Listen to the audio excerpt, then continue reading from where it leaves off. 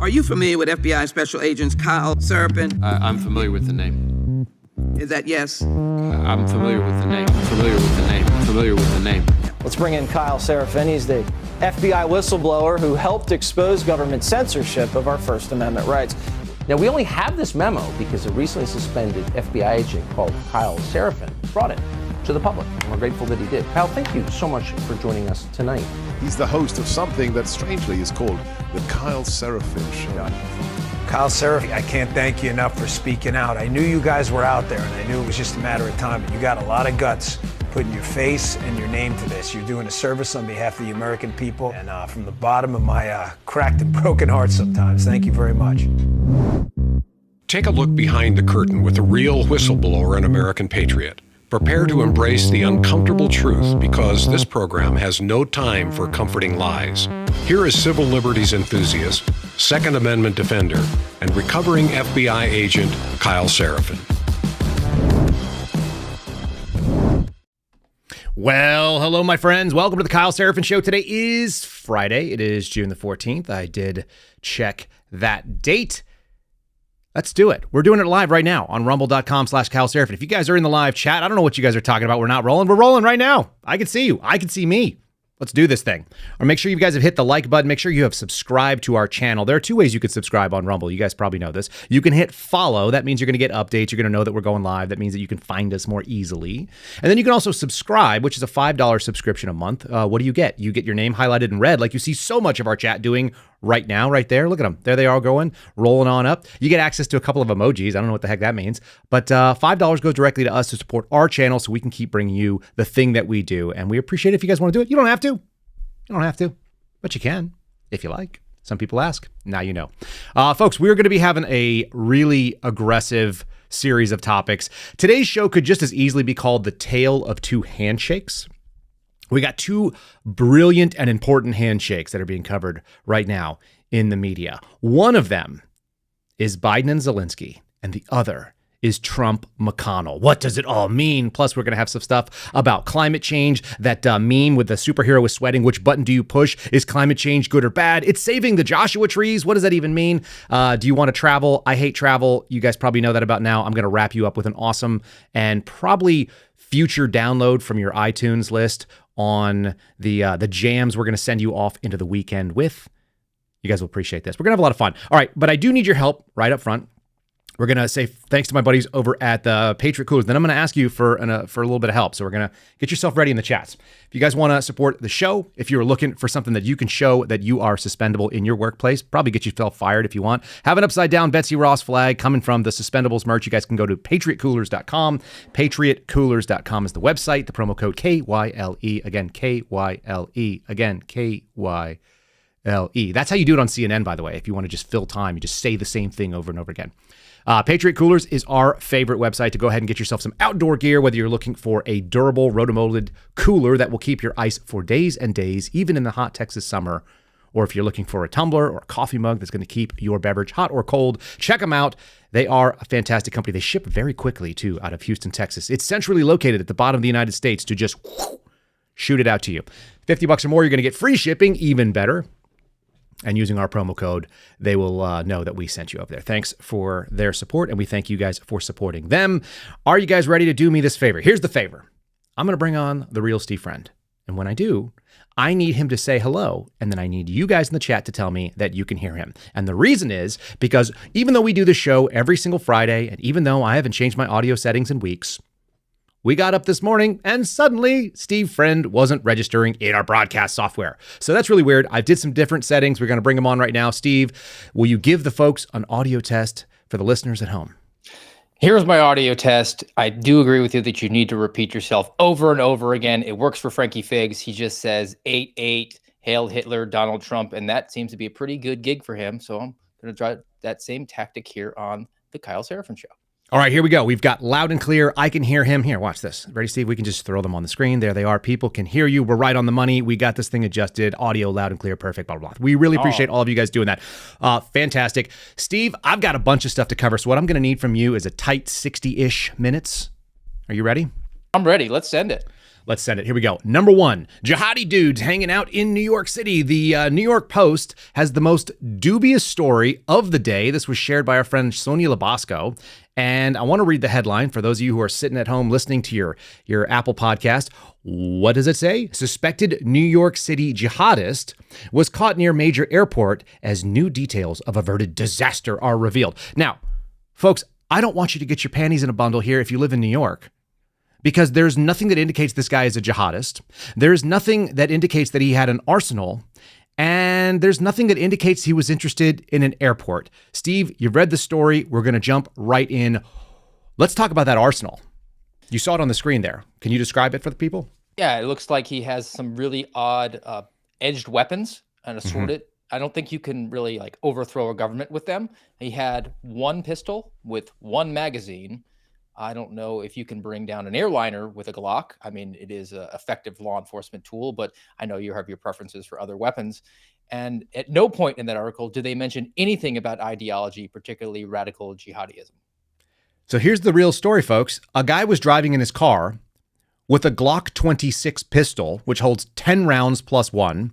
It sounds like, because they didn't put it in the hero shot, that he may have had other boxes of ammunition and or an incomplete full magazine and then some other loose ammo in his car. 179 rounds, which isn't even like a 1 hour range session for a regular person. It's like a 5-day range session for somebody who has one magazine and a Glock 26, I guess. But he had some rounds, which is not even enough to put, like, there's more rounds in my bedroom right now. There's more rounds in my office studio here. There's more rounds in my little safe there. On a crappy Glock 26, which is the gayest Glock pistol there is. There is no reason for them. They're fat, they're stupid, they're short. I hate them. You can't grip them well. He didn't even have a speed loader. It would be interesting to see him try to take down like LaGuardia Airport by manually putting in 10 rounds at a time into his Glock pistol. I mean, he might be at a disadvantage in a gunfight. I can shoot this revolver faster. I've got 4 speed loaders with more ammo for a revolver from the 1980s. The actual story here, if you want to take it from a law enforcement perspective, is there was spidey senses went off with the local NYPD officers as he drove by them. Now, typically, your mainstream media is going to say, oh, they profiled him. He's a dark-skinned male, and they probably pulled him over for no reason other than that. But for whatever reason, he was acting in a particular fashion and suspicious, and they pulled him over, and they did it. But for them to say, well, he was a mere few blocks away from the airport, it's New York City. You're a few blocks away from a lot of really important things. And this just is the geographical location of patrol officers doing their job. He had edge weapons, guys. He had knives that looked like they were covered in duct tape. I don't get it. The other best thing is they called him a dreamer. So the shirt that he was wearing when he was arrested said dreamed : and then underneath it said into reality. And so they just said that it said dreamer into reality because apparently they're doing fear mongering. The only really funny thing about this whole story to me is that they quoted Melinda Katz, and Melinda Katz is a family friend of my in-laws, and we refer to her sort of loosely as my wife's adopted sister. So that's kind of funny. I don't get it. Anyway, bad reporting when you're framing things because you're trying to get that clickbait porn, like you just said. He's near an airport and he's in a car and he has long hair. So jihadi tries to take down airliner is the headline.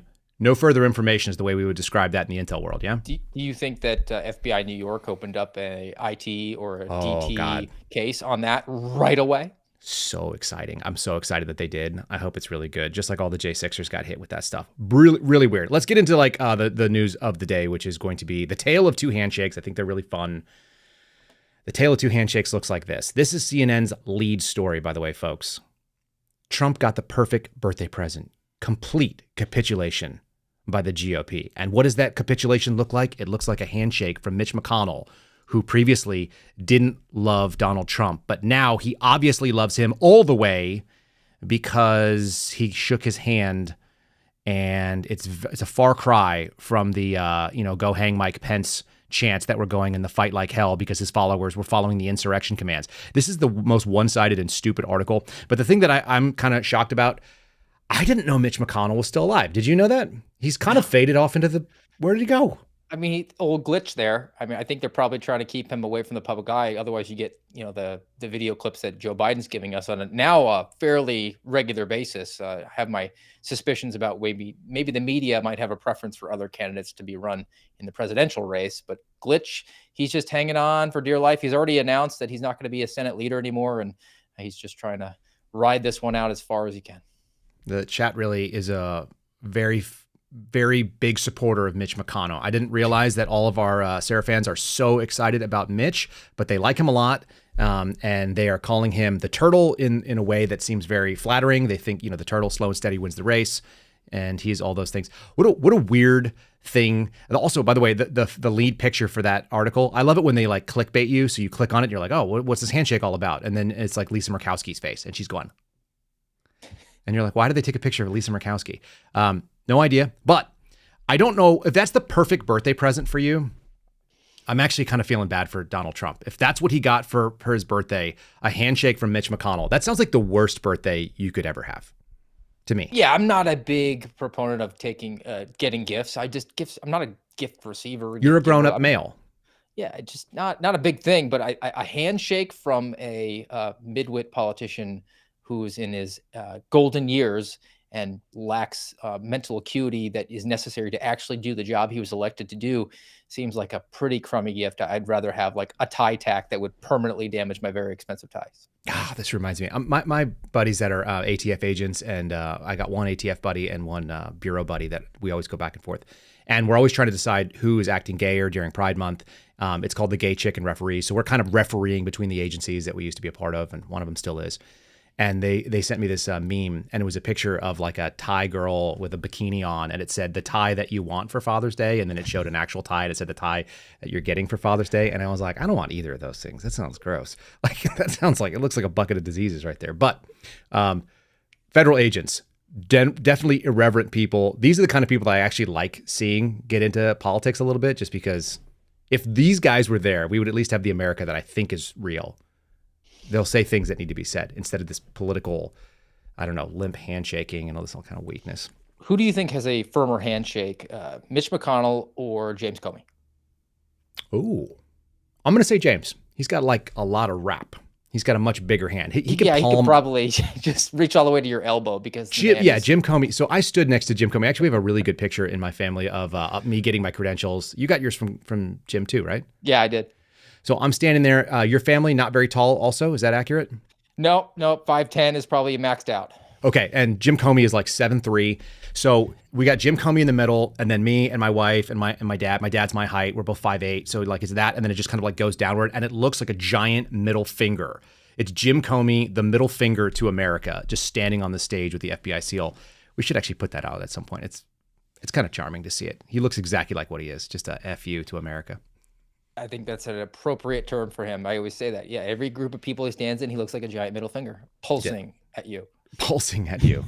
Just kind of, okay, gross. Let's do another handshake because this one's really good too. This is where we're going to get into the meat and potatoes of what's so important going on in the world. And also some kind of embarrassment. I think anytime we are in a world that the British are now making fun of us, it's not good. It's not good, folks, when the Brits are making fun of America. We should be making fun of them. Zelensky, Biden signed a new 10-year agreement. Yeah, you read that right. 10 years, 10 years, a new decade of cooperation between the United States and Zelensky, which is to say Ukraine, which is to say that we are now all in on a conflict with Russia, it seems like. Biden vows to support Ukraine until they prevail in this war. Biden, even though he's been alive for 1,000 years, doesn't remember history, which is to say that, generally speaking, I think you're not going to beat Russia in a prolonged conflict on Russian home territory based on all the evidence that exists. But sure enough, he was there doing these bilateral security agreement from the G7. They just signed off on a $50 billion loan backed by frozen Russian assets. You got a Ukrainian mail order bride. Where are you guys on this conflict? Are you guys pro give them all of our money, or what do you think? I think I've completely blackpilled my wife. Initially, there was a humanitarian concern from her part because she actually has family that's there, and they've since moved on from that bleep hole country and left, or they actually said, you know what, Russia is slightly better. It's a slightly skinnier kid at fat camp, and we don't mind it that bad. They speak the same language. We get a little bit better benefits. We're all good here. My big takeaway, though, for this 10-year agreement is they're saying $50 billion they're going to give that's been seized money from Russia. That's not like they went to a safety deposit box and found cash there. Those are monies that were given over to buy bonds of the United States. And as a result of that, it's going to make our bonds more expensive. And essentially, now you're talking like about money. This is too much. Look, we're talking about Joe Biden here. Okay, we're talking about a man. On the Biden, I mean, I'm waiting for him to talk about how Bo was killed in Ukraine, and then maybe he was while he was flying a P-51 Mustang, engaged in a dogfight and was eaten by Russian cannibals. This all sounds totally logical based on what we've got queued up right here. Okay, so I've got a couple things. Biden has I would say, a weak relationship with the truth at this point. He has a weak relationship with reality, so that may be the part that is actually getting to him. So he says we need to give Ukraine more money. By the way, $50 billion isn't going to cover it. We've given them well over $100 billion at this point too, so like another 50 over 10 years. Like, I don't believe them. That's just step one. But they want to lock us into a 10-year agreement. That's the big piece here, is they want to lock this in to go past his term should he die in office, should he not get elected, and the whatever. Rebuild. And it'll be obligated for the rebuild, which as of last year, they were projecting was going to be $485 billion. Which sounds amazing. I just think we should fund it all. Why not? And the reason why we should fund it all is because Republicans are really bad, and they're not giving him the laws that he needs to enforce border policy, which he made up because he ruined all of Trump's border EOs right when he got into office. Here he is talking about it at this little summit. And we got a couple of fun little clips. Like I said, it's going to devolve into the British are now making fun of us. This is the worst possible scenario for Americans in general. But let's just run with Biden's own words about why Republicans are so bad. By the way, the idea that we had to wait till we passed the legislation overall, even held up by a small majority of our Republican colleagues, was just terrible. And there's a lot more money coming beyond what's already come in the other tranches that are available now that we passed the legislation. So they'll have what they need and get it there as quickly as we possibly can. Okay, they're going to have what they need, folks. So they're going to make sure that the priority is don't worry about America. We're just going to fund. We're going to just fund Ukraine as best we can. But more importantly, don't ask any questions out of line. Steve, we're going to get this one going because this one's really fun. If you step out of line, you're going to get a tongue lashing from this man. Look, he's only got a few questions that he can remember the answers to at a time, and don't ask the ones that are not there. There's some really fun stuff about the proposed ceasefire between Israel and Hamas that's going on, and this is what it sounds like if you get out of line at a press conference with Joe Biden. About what more, if anything, the U.S. can do to drive towards a peace agreement. Thank you. I wish you guys would play by the rules a little bit. I'm here to talk about a critical situation in Ukraine. You ask me another subject. I'll be happy to answer it in detail later. He'll be happy to answer it whenever they give him the answers to that question. Do you think he knows the answer to that question, or? He's very concerned about you playing by the rules. I was under the understanding that the rules say that there's a free press that's able to ask questions of our elected officials to hold them accountable. And no, he doesn't remember. He doesn't even remember his canned speech that he's given 1 million times about guns, which is why he said the blood of liberty. He can't even keep that straight. He keeps going back to you couldn't own a cannon during the Civil War. Well, it used to be the Revolutionary War when he was a few IQ points a little higher and he could retain that information, but that's even devolved. He doesn't know anything about any countries. It's sad, but very appropriate that his enduring legacy, regardless of any electoral outcomes, will be feebleness on the world stage. Okay, but I got a great example of feebleness, and it's actually the way that Joe Biden should give all of his press conferences. It's like a crappy AI robot that it just does yes and no's.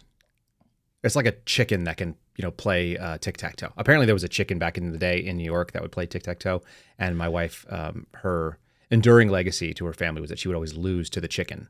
I don't know how that's possible. Did your adopted sister do better? Unclear. Haven't asked. Good query for the next time we have a family gathering together. Here's Joe Biden trying to answer some questions about the exact same topic that he doesn't want to answer on the stage.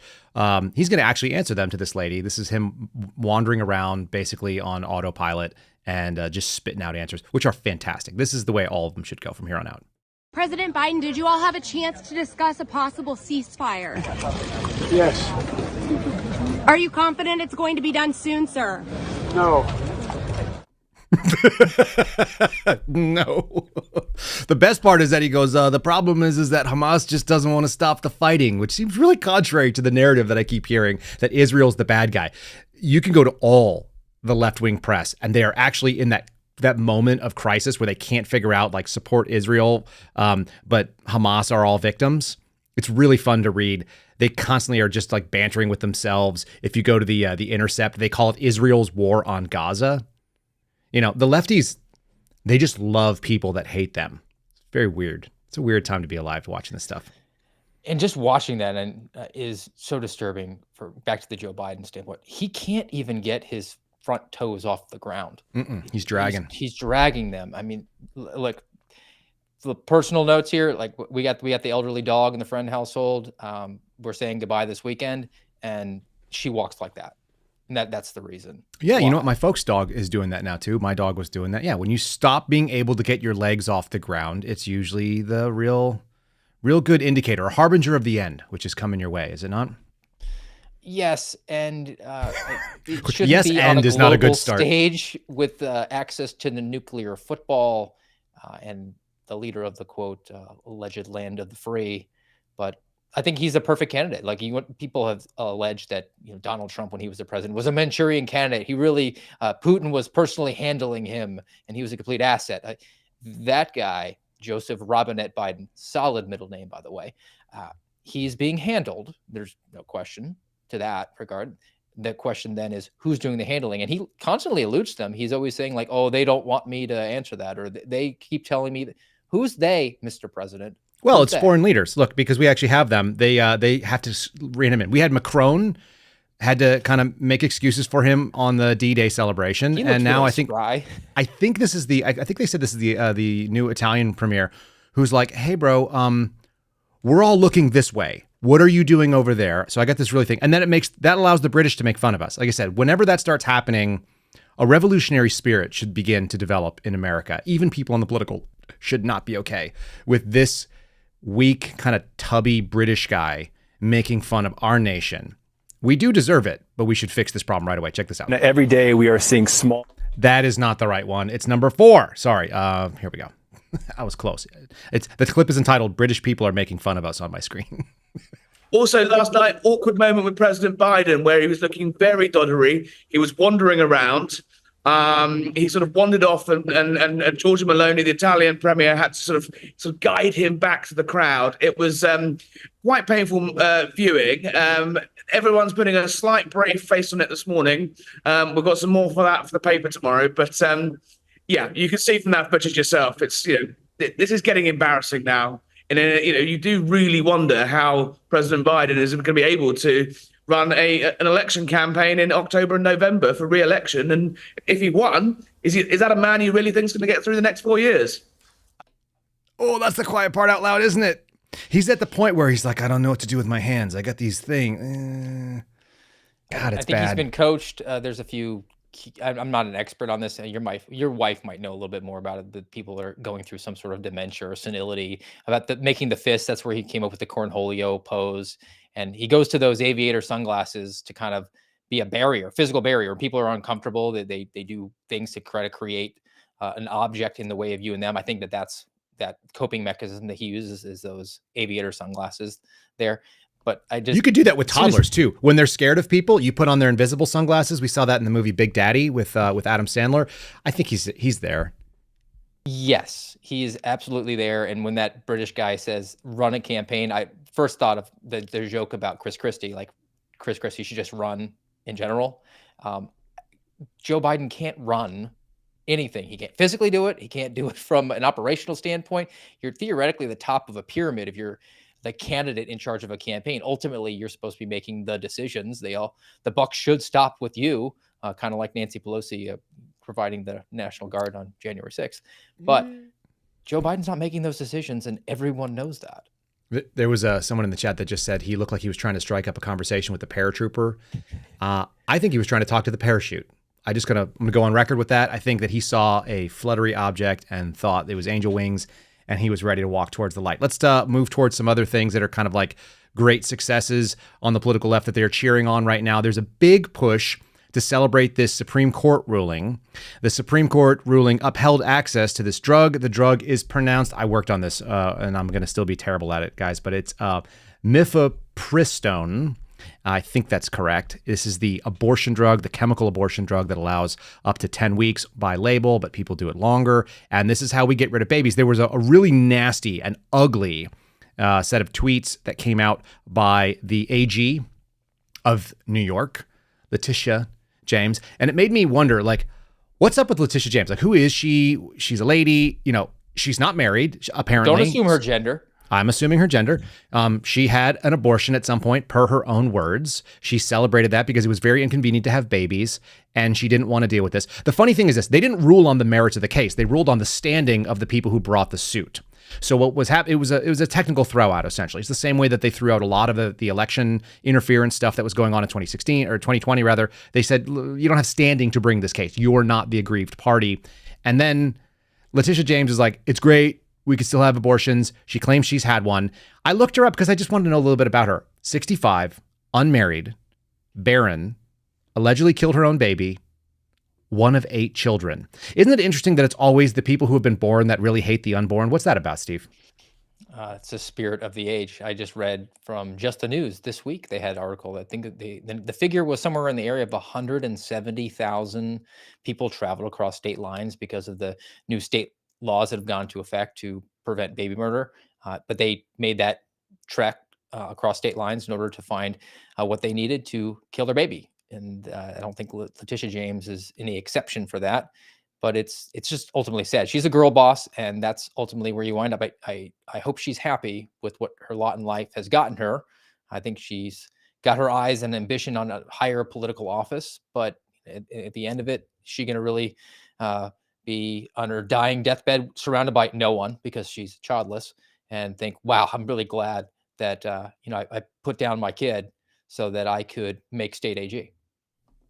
Yuck. And so I got really curious, folks. This is the thing that makes me kind of curious. It's 2024. The science is pretty well settled how babies are made. We've got people on the political left that are trying to teach pornography and a really aggressive sexual education throughout the nation. This is a big move. The left always wants to make that available to younger and younger audiences. So I'm fairly confident that at a pretty young age, kids, certainly teenagers, they understand how the sausage is made at this point. I went ahead and grabbed some statistics. This is from kff.org, which is a pro-abortion, but they claim to be an independent resource for public health policy research polling. They're big on abortion. And so this is the numbers that I was able to find. The number, by the way, there's also some really ugly framing that goes on here. They do abortion ages for 0. It's actually 15 is apparently where they keep the statistics. 15 to 19. Why they don't do under 18, I don't know. And then have like an actual like 19 to 29. But they're doing it that way. So up to 19 is only 8% of all the abortions. So a vast minority of abortions are done when you are in the young ages, when you might have the excuse for not understanding how things work. The huge majority, in this case, you're saying 57% in the 20s, 31% in the 30s, and then the rest in the 40s. That actually is people over the age of 20. We're talking about upwards of 90% in this case. 90% of abortions happen for people who are over the age of 20. And I'm going to make the argument that those people know how babies are made. Would that be a fair assumption? Would you go along with me on that one, Steve? Yes, I will. I mean, tongue in cheek, you'd be like, well, do they go to public school? But yes, I think that we're probably familiar with that. Okay, so when that's the case, and outside the cases of, let's say, rape and incest, I don't know why they always act like rape and incest are the same thing, because they don't seem related to me. I don't get that at all. The incest thing, I'm like consenting. I mean, I know that's probably bad for the gene pool, but I don't understand that. And it always goes back to, okay, fine, we'll give you rape and incest. Give us the others. Yeah, which I don't want to give you that, but let's just say we could give you that. Yeah. We would still have 95% of the abortions out there, of which 90% of them are people who know how sex works. If you're having an abortion, you're like, it's on you now.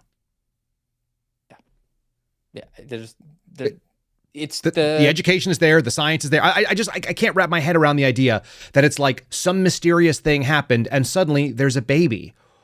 I don't understand why the political left has gone from the 90s, safe, legal, and rare, and we think it's bad, and that would be the rape and abortion thing, and like terrible something happens, and we're like, God, that's really ugly and disgusting. We sort of can empathize with the possibility that you had a violent crime committed against you.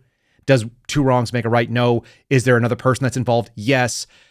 Do we sort of understand that you're a victim in this situation? Are we like, that's not what's happening here. It's not even close.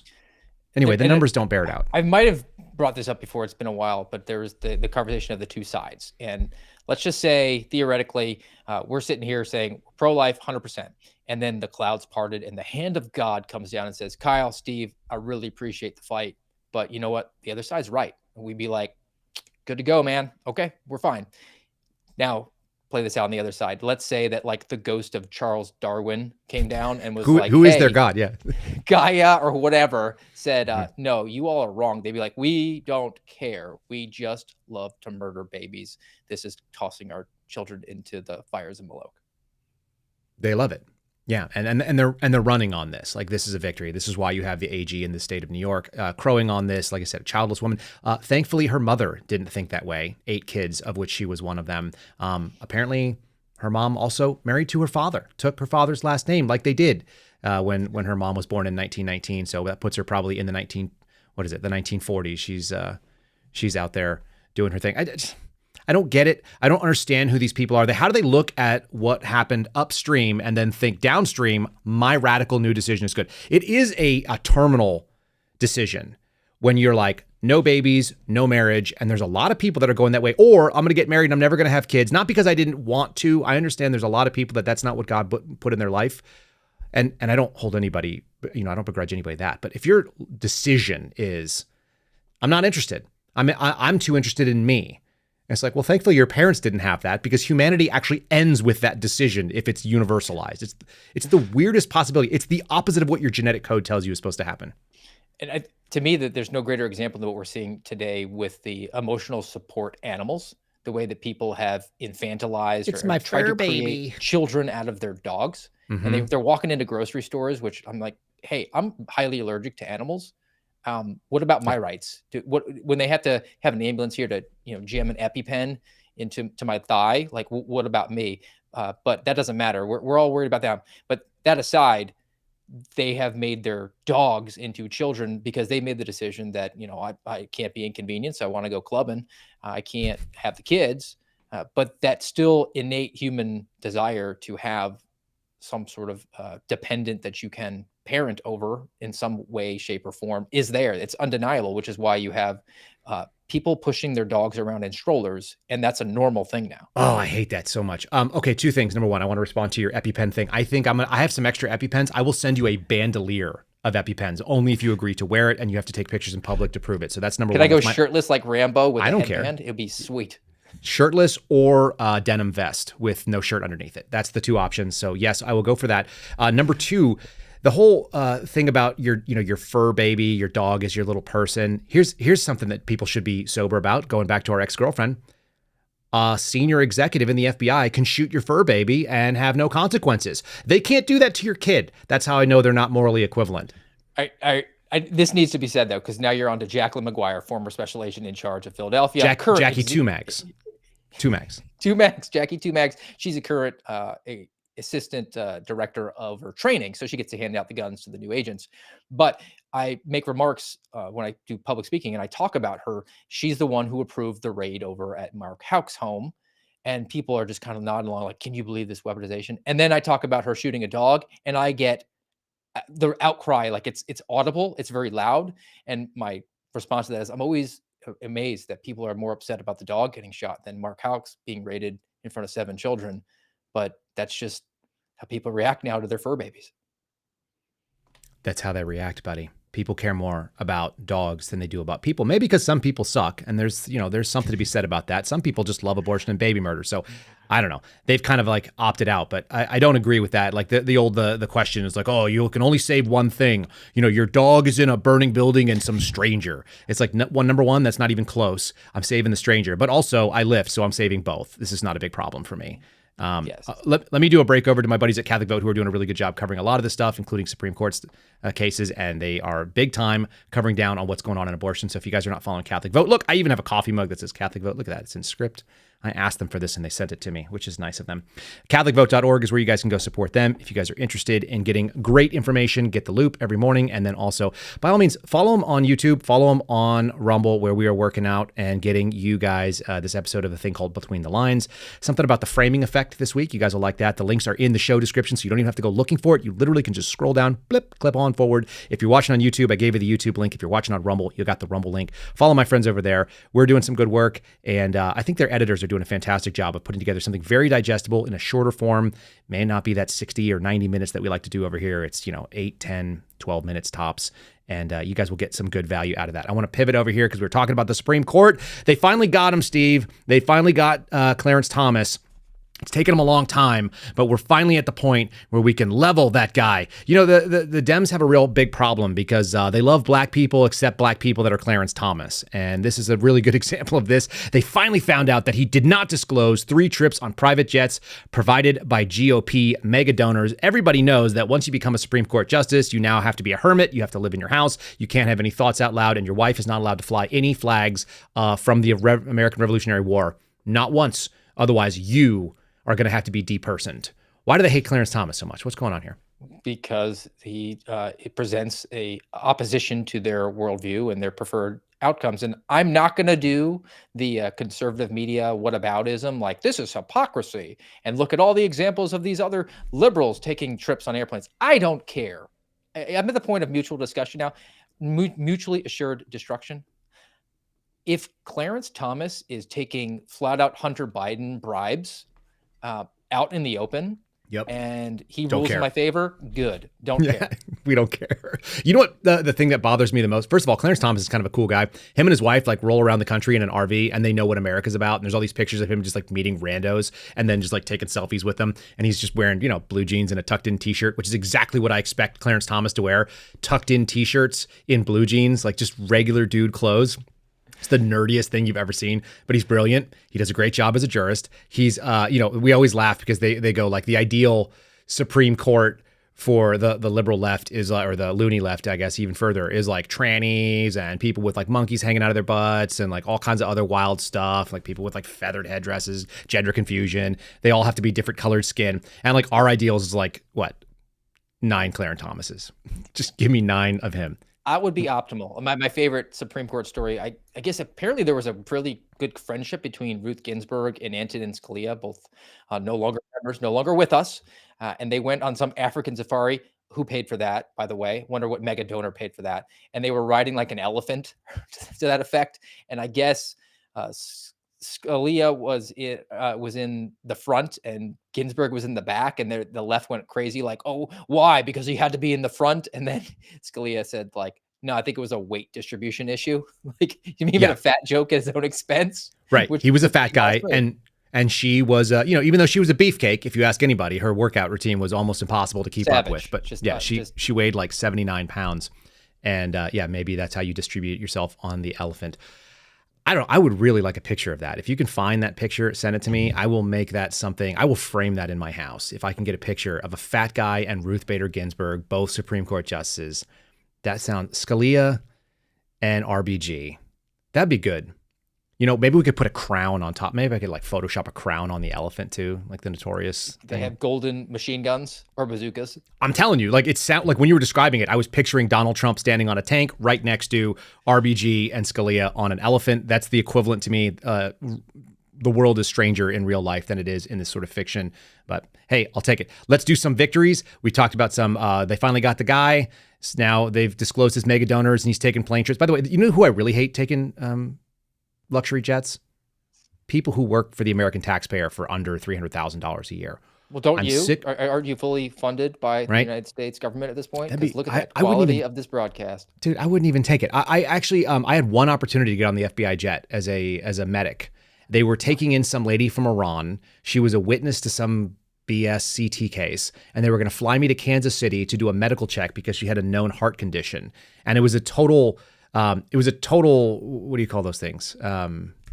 Just a junket. We were just going to fly out there, grab this lady. It was like me and 2 SWAT guys. The SWAT guys were there for protection on the flipping private plane of somebody that no one's ever recognized before. We're going to fly her back to DC, and she was going to get deposed so that the Iranian security killers that run around, the professional assassins that exist in America, wouldn't get her or whatever. I don't know. And then my boss was like, no, you can't do that. You have something else stupid to do. I think it was John Nance that actually pulled me off that. So that's dumb. We look forward to reading his next column where he spot checks you. Seraphin lies about me pulling him off private jet. Yeah. No, it was I hate it. I hate that we have the possibility of letting people use these things. Merrick Garland flies around on one, like all the DHS secretary does it. Mayorkas flies around. They all fly around in either U.S. military or U.S. privately owned jets. We're spending hundreds of millions of dollars on these things and maintenance and pilots. The FBI is actually now hiring new pilots because their old pilots don't want to fly there anymore. They retired and nobody wants to go get the jab. So now they're screwed. They can't get pilots who are going to show up and do it. And they're not even paying that much money. Like they can make more as an airline pilot. And they're trying to hire like retired airline pilots like as a retirement gig to go fly around the FBI director. It's like, he should walk. He sucks. He should move his family for his 10-year appointment to, where he works. Yeah. That's what I'm talking about. All right, should we keep pushing on? Let's go to a Biden loss because we've been talking about some fun things. This is why we have today's thumbnail as it is. It may be that it's handshakes and pistol braces. The ATF just lost a big case. The ATF has been pushing to try to outlaw various guns that you want to own that were legally permitted, and then they change the rules on you because they suck. The ATF is possibly, they're easily in the top 2 gayest federal agencies during Pride Month. The FBI is the other one in the running here that says, in a huge blow to Joe Biden's bid to ban, quote unquote, assault weapons. We had a federal court in Texas, thank God, just gave a 12-page decision vacating the rule, saying that you could not destroy the millions of firearms that were legally purchased. They blasted the ATF for thinking that it could change a long-established exemption overnight by simply saying through a federal rule that they were going to outlaw and make illegal firearms that they had previously said were fine. It says here in the actual quote, from, who is this coming from? Is this coming from Firearms Policy, or is it they quoting the actual case? It says the ATF broke the law by, oh no, this is obviously Firearms Policy Coalition because they said pricks. I don't think you say that in most legal decisions, although I would love that. It says the ATF broke the law by being overreaching, sneaky pricks, and therefore the right thing for the court to do was throw this rule in the trash. The court threw the pistol brace rule in the trash. We'll see if this holds, if it makes it all the way to the Supreme Court. Otherwise, this will hold, likely go into the Supreme Court because, of course, the Biden administration is not going to give up so easily. But do you own, I don't know, do you own a pistol braced AR? Is that something that's in your life? I do. Yes. Got one from Palmetto State Armory. Yeah, those are inexpensive. There's some really, really good reliability stuff. If you guys have never seen Grand Thumb doing basically like high-end AR, which is kind of where I live, versus the capabilities and the capacity of a low dollar $500 to $1,000 Palmetto State Armory.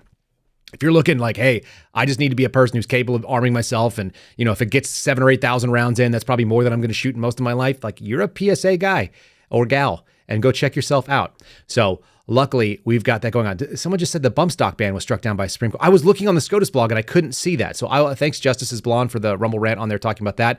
Even better. That means Mike Cargill, who's been out there fighting the fight out of Austin, Texas. Mike Cargill is not a personal friend per se, but he's someone that I like, and I took a course from a long time ago. I've always thought highly of him. And they took it all the way. Cargill versus this Biden administration going after the bump stock ban. So wins all around for the Second Amendment. Look, this is why I'm not black-pilled. Because at the end of the day, Biden can talk about F-15s all he wants, but we don't need those. We just need the same thing the Taliban had. We need flip-flops, we need man jammies, and we need rifles. And it's game on. We can do this for a very long time in the American mountains. So good luck. Good luck. I said, we have Tierney. proof of concept. It's called Afghanistan. They beat us off all the F-15. F-22, How about Vietnam? F-35. Vietnam. Lots of examples. And we're about to engage in another world war here coming up. I don't know if we're going to be able to repeat or three-peat as world war champions, as is presently constituted. I think they have the hack around that, and that's just wait us out as long as it takes. Just be patient. Interestingly enough, I think that was the exact same strategy that we used to become a country over the lone superpower at the time back in the 18th century. Yes. Now they're making fun of us because we have a retarded old man who's like confusing and he's looking very daughtery. That seems like a British word of describing somebody. That's like a nice way of saying that you're just a fool and you no longer control yourself. And we're supposed to take umbrage, but it's like, hey, that's my quarterback. Like, I can insult my quarterback. I'm for it. I'm for it too. Call him a doddering old senile buffoon who deserves to stroke out on national TV and have that be his enduring legacy. And what's funny is I think the political left is much more aligned with the sort of British thing. They sort of want a monarch anyway. And so what do you do when the monarch that we threw off is making fun of the monarch that you elected or selected? And and they're right. It's hard. It's probably the same situation they have with this. This is one of my favorite stories. I saw this. It has nothing to do with anything, but it's Friday. And we're dealing with, I actually said Steve and I were on this program one time that was called Making Sense of the Madness. We've been on it a couple times actually. And I think that here we are making sense of the midwittery. So here is some midwittery for you, Steve Friend. This is one of my favorite, just like, which button do you push, sweating superhero meme. Extra moisture on the West Coast is now allowing the climate-sensitive Joshua trees to recover. Oh no, the climate change is saving your favorite stupid tree, California. One of the natural wonders of the world is now facing threats from climate change, but it's getting a reprieve because of climate change. I just can't handle it. The population of the iconic Joshua tree is showing signs of recovery after several rounds of atmospheric rivers have inundated the West Coast with water, which they refer to as moisture because they're trying to make fancy words up. Is there anything funnier than the left being like, climate change is totally terrible, except when it saves our Joshua? Which button do you push on that when you're doing the editorial bias? You need the Fox News breaking news ba-bum sound that you can drop here where we can just restate that headline of rain lets trees grow. Breaking news. It's just, it's kind you of heard it here like first. How are babies made? Yeah, how are babies made? And rain saves the trees. It's so silly. We're living in the dumbest time zone. I don't even understand how we found this side of the timeline. It's like we keep taking these hard lefts to the point where that story makes me smile so dramatically. It's an ABC story if you guys want to go find it out there. It's written by Julia Jacobo, which is a good name too.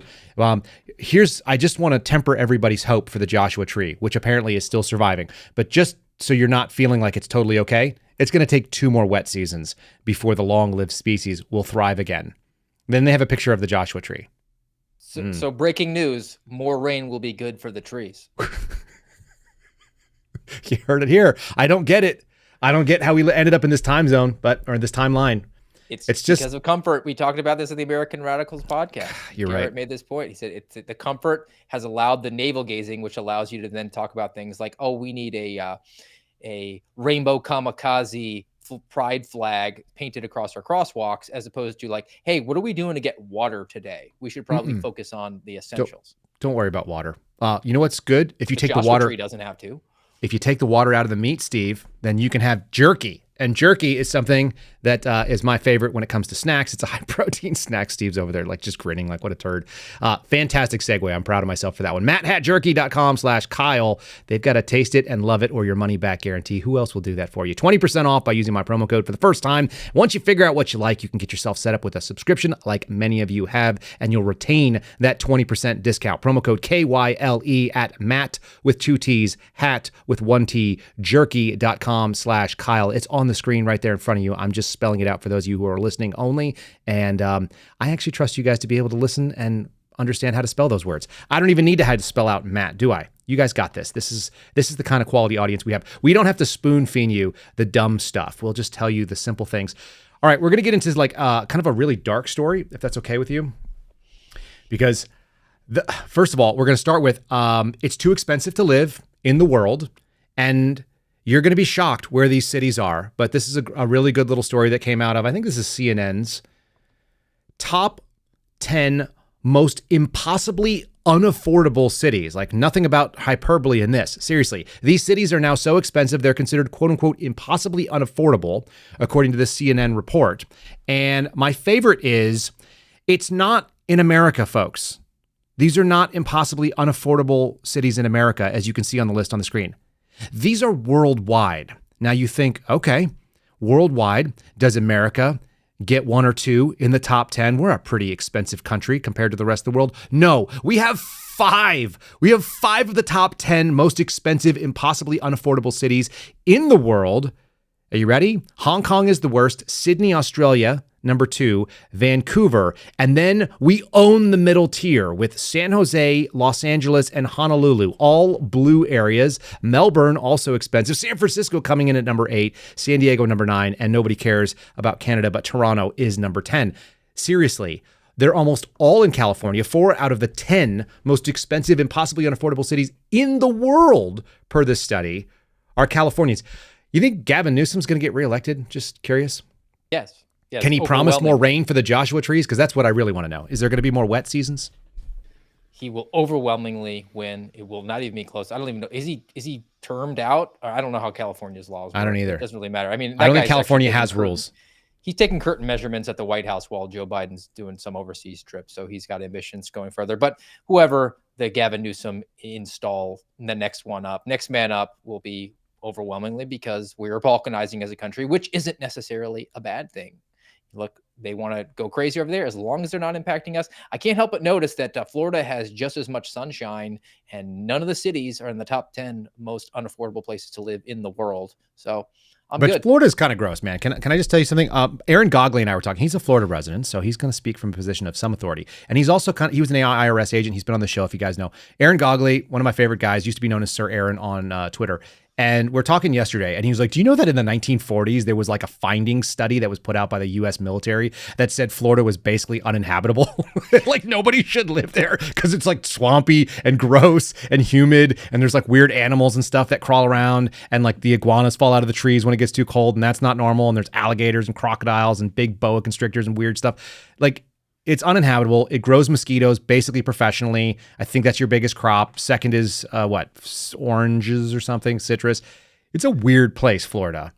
It's that was definitely made hot and gross. completely habitable by the invention of air conditioning. True, but it's not nearly as the people California's that are way nicer. crying the Joshua tree are saying we should not have air conditioning because they just all want us to go back to the Stone Age. You don't need air conditioning in a lot of California. I'm just saying, it's really, really nice there. If you've ever been and spent time in California, it's really, really nice. The only thing that's bad about California is that there are people there. They've ruined it, which is why places. It's just the people. It's the people. Yeah, everything else is great. Like mudslides, just don't go where the mud is going. When it's wet and the roads are running, that's because they did bad jobs. They haven't invested in infrastructure in like 60 years. So everything that they're running on was like what happened and worked in the 1950s and 60s. They were like, yeah, that's good enough. We peaked in the 60s. We're not going to spend any more money. Infrastructure's not sexy. You know what we want to do? Publicly funded abortions. How about that? Forget about the fact that our roads are going to fall into the ocean. So, they don't spend money where they need to, but that's the people problem. The land is gorgeous. Well, they're on top of that people problem. They're just going to abort them all. They might be. They're still, they're losing population too. And they're coming to Texas and they're screwing us up, and they're coming to Florida and they're screwing you up too. But anyway, I got whatever. my Palmetto State Armory. Steve's going to be standing at the gate. He's going to be standing at the gate to Florida, which he's also going to be building. You have to build the gate to Florida first, and then you can stop. I want to be elected sheriff of Florida. Like that'd be like the sheriff of Nottingham. You get the entire state like a big preserve. You just turn it into a will have democracy preserve. I'll have my slung AR pistol with a brace and a bandolier of EpiPens, and we got this. It's very good. I could appreciate this. All right, can we go to pivot to something darker? My dad brought this up to my attention yesterday, and it freaked me out. When I was a kid, I remember going to Mexico, which I don't like traveling, and I don't even remember being excited about Mexico. I always thought it was more of a threat. I was like, I don't like this place. And weird things happen when you go to Mexico, especially when you're a teenager. We went to, I think, Cancun in my memory, and my brothers came back. I got sick right away. I ate a steak, which was sketchy. You should not order a steak at a seafood place in Mexico. I don't know where they're sourcing their steaks. But I got really sick. I was like febrile, and so I'm stuck in bed. And I was a grown-up-ish. I was like in college or something like that. I'm hanging out there, and I'm sweating bullets, and I've got the fever at like 103, and I'm just looking out the window. And I remember hearing, as part of the in-briefing to the little resort thing we're staying in, which was only for Americans, you have to be really careful after dark going into the hot tub. Now, what do you think the top 2 most dangerous things are going on in the hot tub in Cancun after dark in Mexico? They probably involve some spring breakers doing things that involve making children. Okay, that's one. That's a good gross thing. But yeah, what's the other one? Well, it is Mexican water, so maybe I don't know, something like that's going to give you, I don't know, what's it, diphtheria or some flesh-eating bacteria. Okay, yeah. No. It was a freaking saltwater crocodile was what they said. There was a big crocodile that would hang out in the hot tub. And so you're like, oh, okay, that sounds like an outrageous story. Is that even possibly true? So here I am, sick. I have a bout where I'm feeling like slightly better, and I'm walking out to get some of the fresh, cool, like super humid, gross Florida/Cancun air coming in off the Gulf of Mexico, which is full of like, Cancun, my Florida. It's just full of like toilet water. And so the toilet water, which is now up in the humidity, is like blowing around. And I kid you not, bro. A freaking crocodile. I watched it crawl into the hot tub, and I watched the hot tub goers who were doing the teenage thing that you were talking about, trying to make babies and not understanding it, ran out because the crocodile was like, this is where I hang out at night, y'all. This is what I do. I have a natural aversion to Mexican hot tubs. And then when my dad told me the story, first I thought it was kind of amusing, and then I realized it's actually like super sad. This is another reason why America is a better place, even when it sucks. Like the worst America still doesn't have very many of these. I've never read this one. American tourists died in a shocking hot tub electrocution at a Mexican resort. I don't like the way they wrote that. That is a really sad way of writing it. Who did this come from? I want to say this came from The Independent. So I think that's a British, independent.co.uk. Bystanders couldn't do anything because there was a ongoing surge of electrical current that killed a 43-year-old man, and it massively injured and burned his wife, who was 35. They were able to pull her out, CPR. She's in the hospital still. This dude died on vacation. It's one of those things that makes me not want to go on vacation. I hate travel. And then I read stories like this, and I understand that it's totally anecdotal. But like, you don't know how anybody is maintaining anything else. Our palate cleanser today is actually going to cover down on this. I don't like going places that are not my places. How do you feel about going places that are not yours? Well, first of all, that guy died the way that Liam Neeson tortured that human trafficker in Taken, right? Like he just turned on the juice and walked out the room. I mean, I can't think of too many ways that are worse than that to go. But I'm with you. Why travel? The philosophy is you should find something for your vocation that you love to do. And if you do, you'll never work a day in your life. I don't know if I believe that, by the way. I work and I feel like it's work. If you love where you live, you never have to go on vacation because every day is a vacation. Steve and I were talking about this just the other day about how he was like, why go to the beach when I can walk to the beach from my house and I can just be there? Yes. Walk. I mean, I'll get there faster. I'll run. I know that about you. What about your kids? Will they run with you? I actually had my older one ask me if he could get up at 4:30 and ride his bike with me to the beach before he. Dude, that's a dad victory. Yeah, and you know what? Then make him. You need to wear a hoodie because I know you're cold anyway. It's 4:30. The sun's not out yet, so you should wear a hoodie. And then make him just like have a little Bluetooth speaker that plays like Rocky montage music for all 13 miles. Will he do that?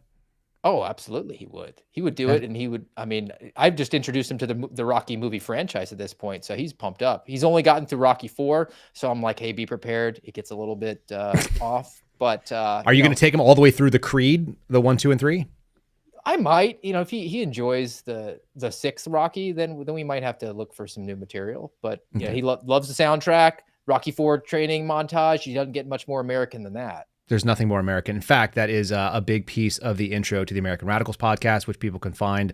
We'll cue that up. You want to talk about what you get coming up tomorrow? And then I've got this palate cleanser that you should watch. It's something that we will both appreciate, and people are going to want to find it on iTunes right after. Yes, join us on the American Radicals podcast tomorrow on Rumble, rumble.com/amradpod. The Saturday show goes live at noontime. Garrett and I are going to be talking about liars and cheaters that are from our ruling regime, and we'll go deep dive into that. What time again? Noontime, noon Eastern. And people always tell me, they're always like, hey, I don't know when it is, and they always forget. You have to come in here and actually corral the cats from our live chat and get them into your morning. You guys are also there on Tuesdays and Thursdays. So folks, you can follow them, amradpod, rumble.com, amradpod. Don't be deadbeats. Come join us, 0830 Tuesdays and Thursdays. I'll raid you right into the Kyle Seraphin show. What does a raid look like? What do they do? We just get all our bandoliers of EpiPens and our slung AR pistols with braces, and we just come on in. 5, 4, 3, 2, 1, raid. Okay, I'm debating. I'm going to let you choose it. You're the guest. Do you want to go review first, 5-star review, and then palate cleanser, or do you want palate cleanser and review? Oh, dessert first. Got to give me the cleanse. Okay, cleanse it is. Folks, get yourselves ready. Actually, let me go ahead and plug the guy. Also, for some reason, I have a thing about Catholic Vote. If you guys have a student that wants a constitutional study scholarship, you guys can go to Catholic Vote's website and check that out. Very good idea. This is Eric D'Alessandro. You can find him again. It's Eric spelled out with a D apostrophe and then Alessandro. He's on Instagram. He's a comedian. He was featured in our little sort of piece that we did with the Zillow problem, the mortgage thing. This is also timely today. I hate going out. When you get old enough, you don't want to go somewhere outside of your home and talk to strangers. So, Steve, this one is dedicated to you, coming up right now. I'm in my 30s now, and sometimes I'm obligated to go out to some place that's way too crowded and too loud. I can't believe I had to leave my house, yeah, and now I'm stuck making small talk with some guy about traffic. He's answering things that no one asked him. He's drinking a strange beer, I don't fit in here. Then my wife sneaks in, whispers in my ear, you wanna sneak out early without saying goodbye? I looked at her and said, I knew you were the love of my life. Let's go get Taco Bell and be in bed by 10:35. I'll even watch that stupid Netflix show that you like. Just say my favorite words. Let's go. I wanna go. Can we please go?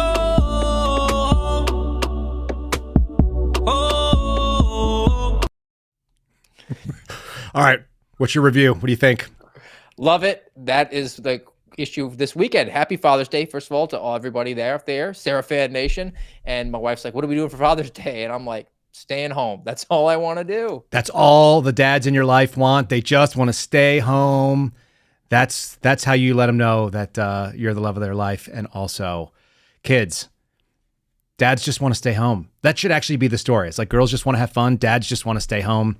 We're just tired of it. I don't like it. The world is not awesome. It's way better at my house. I have all my own stuff there. I also have an entire arsenal, a real arsenal, not a bunch of duct tape knives, although we probably should get some of those too because they look kind of fun. They look like throwdown knives. Anyhow, all right, let's do a 5-star review, Steve. Thank you for enjoying that with me. And folks, you should probably go buy that and play that all the time. It runs around in my head. And I played it for my wife and got a belly laugh out of her while we were driving. So that just tells you that's how the Seraphin house rolls too. My absolute favorite, by the way. Do you want to leave and not say goodbye? I totally want to do that. I'm terrible at the Irish goodbye. I feel really guilty, but I'm working up to it, and I'm going to start doing it more. All right, here's a 5-star review coming from some of our lovely listeners over on Apple. This one is from MLC Russell. I don't know if I read this one before. I feel like I may have, so if I'm giving you double doses, Russell, MLC Russell, thanks for writing a good review, and then we'll delete it, and we'll move on to the next ones. A couple of them in there. Let's break that 1,000 mark. God bless the Suspendables, 5 stars. Get your interesting, relative, humorous, spiritual, and helpful daily dose of information with Kyle Hibbs. Guests and the Suspendable co-stars are engaging and informative. That's you, Steve. The topics that are relevant and interesting, his podcast offers a fresh perspective. And it seems designed to help you understand why the government's not working for you anymore, even offering tips on what you can do about it. Prepare or repair. My man, there you are. Highly recommend the Kyle Seraphin Show, 5 stars with 5 emoji stars. We really appreciate that. Steve, you're in there, so that's why I chose that one today. I hope you have a wonderful weekend and happy Father's Day to you. And tell your kids to let you stay home, yeah? Happy Father's Day to you as well, and to everybody in the chat. Enjoy your weekend. All right, there it is, folks. We appreciate all of you guys joining. You're in the chat. Happy Father's Day. Already rubbing up there. Juicy ribeyes for all. Give your dads meats. Make sure you have liked this video. Share it with your friends. And we appreciate you joining us on this lovely morning. This Friday in Texas is quite humid. If you want to leave us any questions, comments, or send sarcastic remarks, even to Steve, I will pass them along. You can do so at KyleSeraphin.com. Thanks for joining us. God bless all of you. Be safe this weekend. And we will see you back here, butts in seats, 0930 on Monday morning. Talk to you then. Thanks for listening to the Kyle Seraphin Show, streamed live weekdays on rumble.com/Kyle Seraphin. Follow Kyle on Twitter, Truth Social, and Instagram at Kyle Seraphin.